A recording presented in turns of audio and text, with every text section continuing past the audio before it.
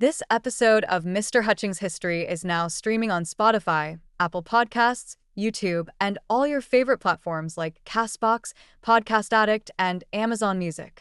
Tune in now. Welcome to Mr. Hutchings History, where the past comes alive. Let's dive into today's story.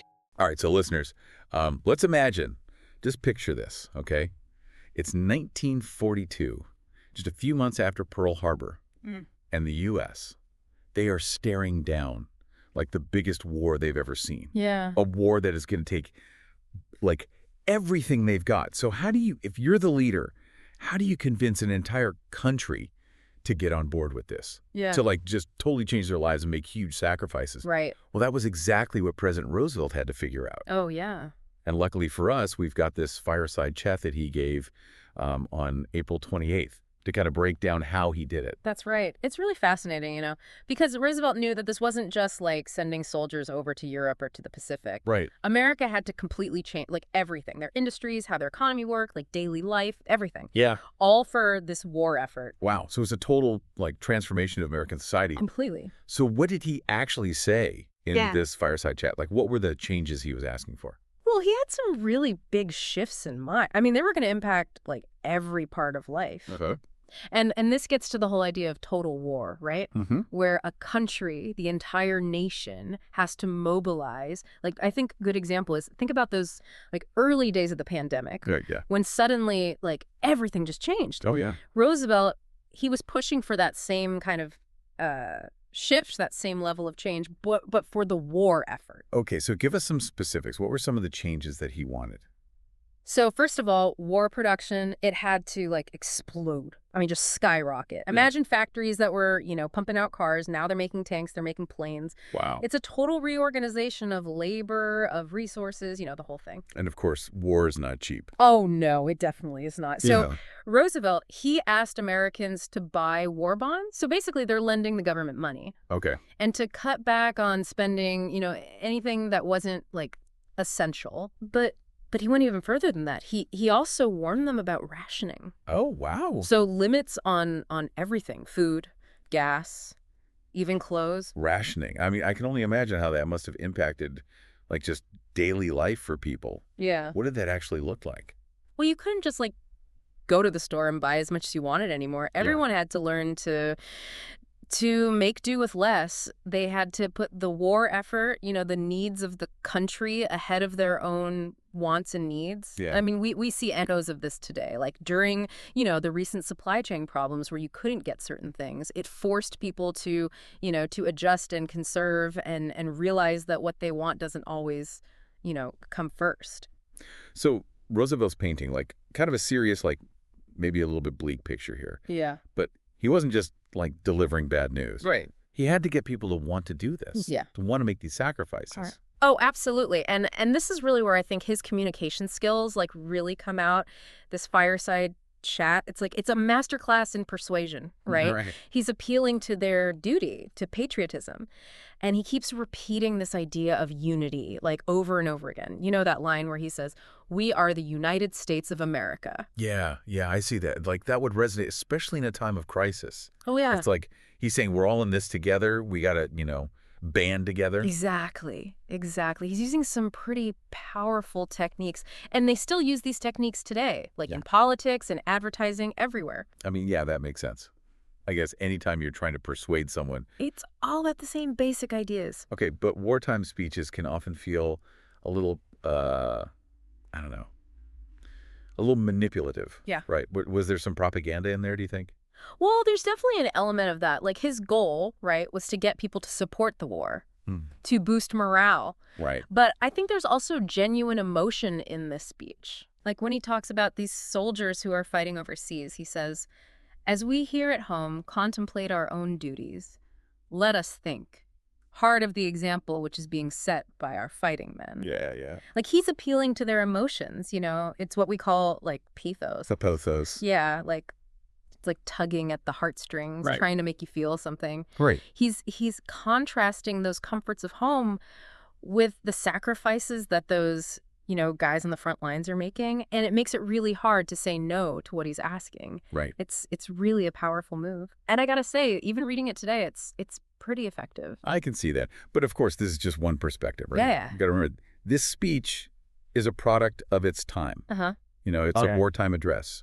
It was crafted for a very specific purpose. Exactly. So, I mean, what are some of the things that we're not getting from this fireside chat? Yeah. Like, what are we missing? Well, we're only getting Roosevelt's side of it, right? We don't hear from the people who maybe didn't support the war or who had questions about the, all the sacrifice that was being asked. And while he's, laying out this big picture vision, we don't actually know how he was going to make these changes happen or what problems they might, face. So it's really important to acknowledge what's missing here. Like, this speech isn't the whole story. No, not at all. But I imagine, like, different historians, they must view this speech in different ways. Yeah.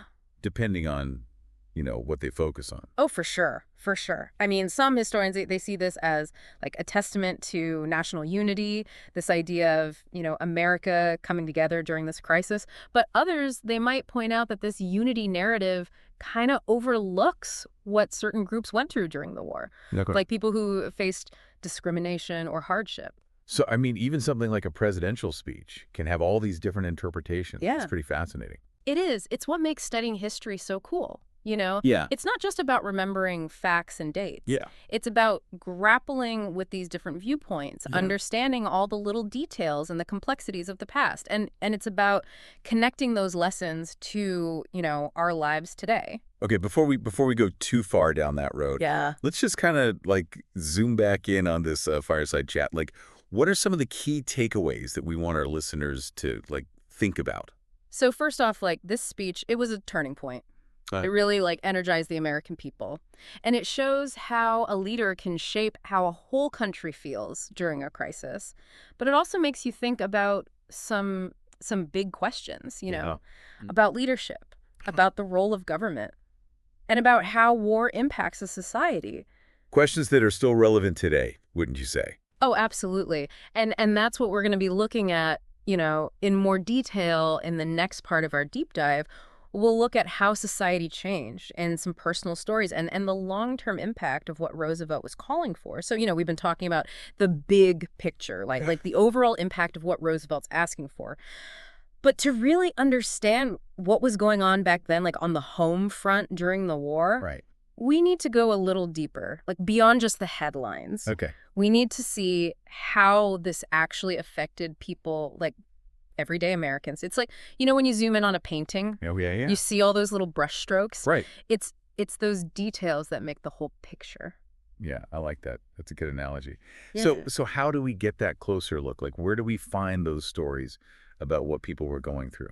Well, luckily, there are tons of primary sources out there. Okay. Like diaries, letters, oral histories, things like that, where people actually wrote down or talked about what their lives were like during the war. Right. And those firsthand accounts, they give us this amazing glimpse into like how people were dealing with rationing or how they were worried about their sons or husbands who were fighting and how like whole communities kind of came together to support each other. It's like we can actually step back in time and see what it was really like. Exactly. And it's important to like find all sorts of voices, Right. Men, women, people from all over the country, because when you put all those stories together, it creates this much richer, like more complete picture of life on the home front. It's not just one story. It's like a whole tapestry. Exactly. And as we look at those stories, we also have to think about propaganda. Oh, yeah. Which was huge back then. We talked about how Roosevelt, he was, using language to persuade people. But propaganda went like way beyond just speeches. Right. Like all those posters, right? Oh, yeah. Like Uncle Sam, pointing his finger. Or Rosie the Riveter. Exactly. It was everywhere, on posters, in movies, on the radio, even in comic books. Wow. The government was really trying to shape how people thought. Right. Trying to get them to support the war and to see the enemy as like the bad guy. So it was about more than just getting people to fight. It was about like controlling the story. Yeah. Like making sure everyone was on the same page. Yeah. And, propaganda was crucial to getting the whole country behind the war effort. It's interesting to look back and see how they did it, They appealed to patriotism, to fear, to anger. They created heroes and villains. And they made really complicated things seem simple. It kind of reminds me of how information spreads today, Oh, yeah. especially online. It makes you think about how important it is to, question what you see. Oh, absolutely. And that's why I think understanding how propaganda worked back then is so helpful, because it can help us, deal with all the information that's thrown at us today. Mm-hmm. It helps us spot those same techniques, whether it's in politics or advertising or even just the news. So this deep dive, it's not just about history. No. It's about giving us the tools to be, smarter citizens today. Exactly. History isn't just about memorizing stuff. Right. It's about, learning how to think critically and then applying those lessons to, how we see the world today. Now, going back to Roosevelt's speech Okay. and this whole idea of national unity, I mean, was everyone really on board with the war? Right, yeah. Were there people who, didn't want to fight or who thought the sacrifices were too much? Oh, for sure, for sure. America back then, it was a really diverse place. People had all sorts of opinions and experiences. And so while Roosevelt's speech, it shows this image of everyone coming together, Yeah. there were definitely people who felt differently. Right. Some folks didn't think going to war was the right thing to do. Right. And others, they felt like some people were being asked to sacrifice more than others. That makes sense. History is never just a simple story. No, definitely not. And that's where historical research gets really interesting, Yeah. It's about uncovering those hidden stories, the ones that don't always get told. Right. Because those are the stories that help us understand the past, in all its complexity.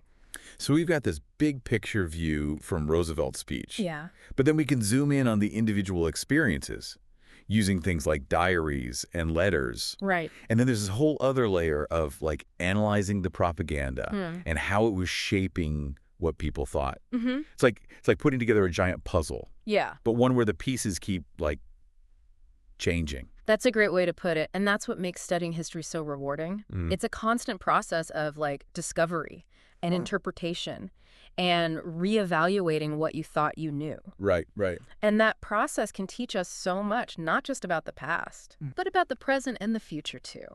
So before we wrap up this part of our deep dive, Yeah. let's bring it back to the listener, okay?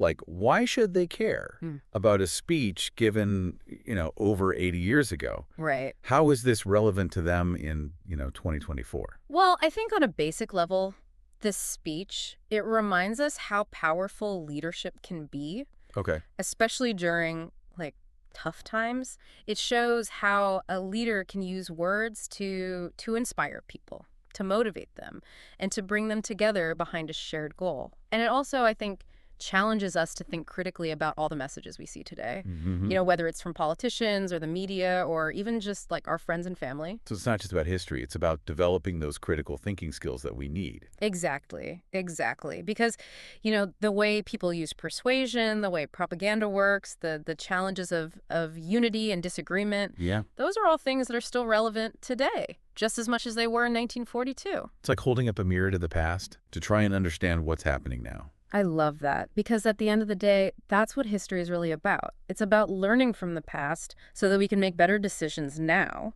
and create a better future. It's wild to think that a speech from over 80 years ago can still make us think so much. Right. And I think you've hit on something really important here. Yeah. It's not just about knowing what happened, the facts and dates.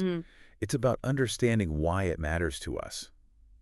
Now. Absolutely. And Roosevelt's speech, with all its, little details and complexities, it's a perfect way to look at our own time. So let's bring this all together for our listeners. What's the big takeaway here? What's the connection between this 1942 speech and their lives in 2024? Okay, good question. I think it boils down to a few key things. Okay. First, we got to understand how powerful communication can be, especially when things are tough.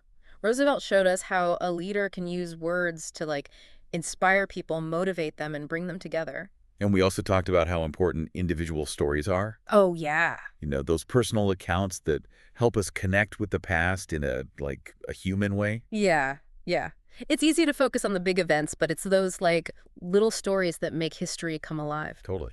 And those stories often show us a more complicated side of things than the simple narratives we sometimes hear. Right. They remind us that history isn't black and white, There are always different sides to every story. Exactly. And then there's the whole thing with propaganda, which, played a huge role during the war. Oh, yeah. Understanding those techniques, how they, play on our emotions and shame how we see the world, that's so important today. It's more important than ever, I think. Yeah. Especially now, with so much information coming at us all the time. Yeah. Oh, absolutely. We've got to be careful about what we believe, question what we see and hear, and, try to look at things from different angles. So this deep dive, it wasn't just about history. Yep.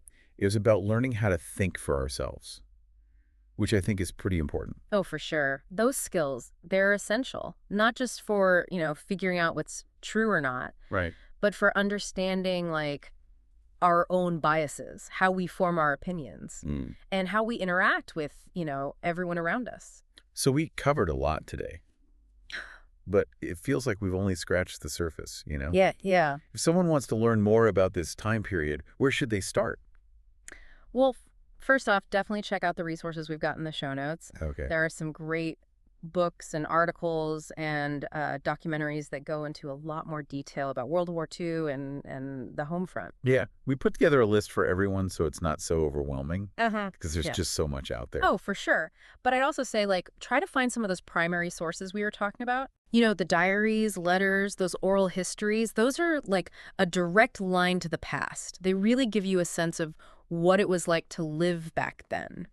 I think what makes this whole thing so interesting is that it's not just about the past, right? Right. It's about understanding how the past created the world we live in now. Yeah. And how we can use what we've learned to make better choices for the future. Totally agree. History, it's not just a bunch of facts and figures.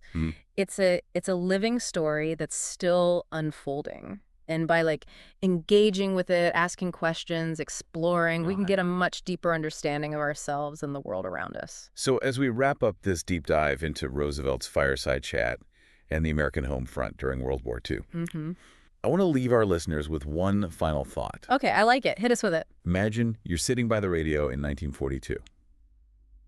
Okay. You're listening to Roosevelt speak. How do you feel? What's going through your mind? What emotions are you experiencing? And maybe even more importantly, how would you respond to what he's asking of you? It's something to really think about. Yeah. Because it connects us to the past in a personal way. And it makes us think about how we would face those same kinds of challenges in our own lives. Thanks for joining us on this journey, everyone. See you next time. Thanks for listening to Mr. Hutchings History. Keep exploring, and we'll see you next time.